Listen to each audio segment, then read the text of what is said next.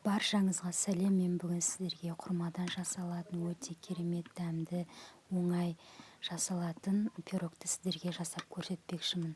Ол үшін менің видеомның соңына дейін көрулеріңізді ұсынамын.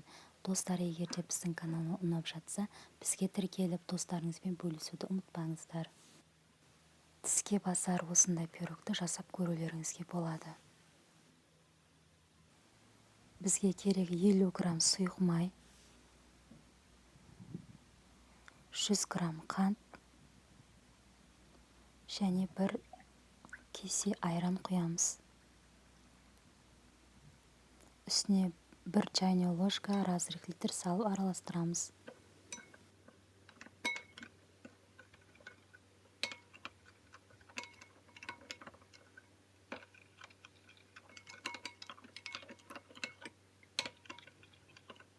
Шай қасықтың ұшымен кішкентай ғана сода саламыз және 1 кесе ұн салып шаймен араластырамыз. Екінші кесемен ұнды саламыз. Сіздерге түсінікті болу үшін кесемен көрсеттім. Видеодағыдай миксерсіз пирог пісіруге болады, немесе миксермен де қолдансаңыздар да болады. Сұйықтығымызды осылай жақсылап араластырып аламыз.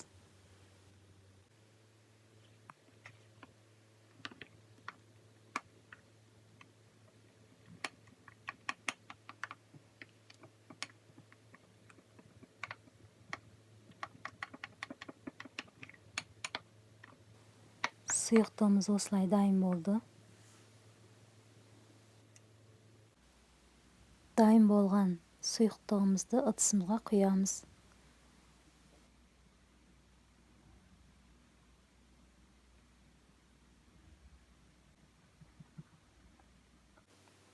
Ендігі кезек біз құрмамызды ұсақтап тураймыз.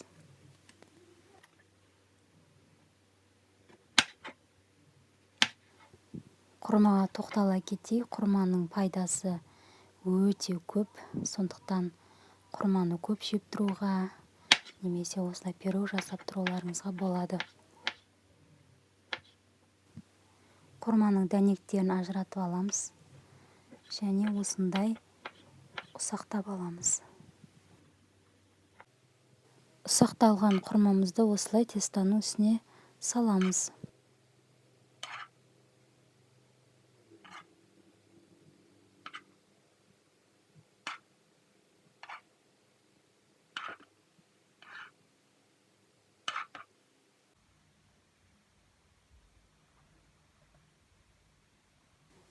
Енді тестамыз дайын болды. Енді печкеге 180 градуста пісіріп шығарамыз.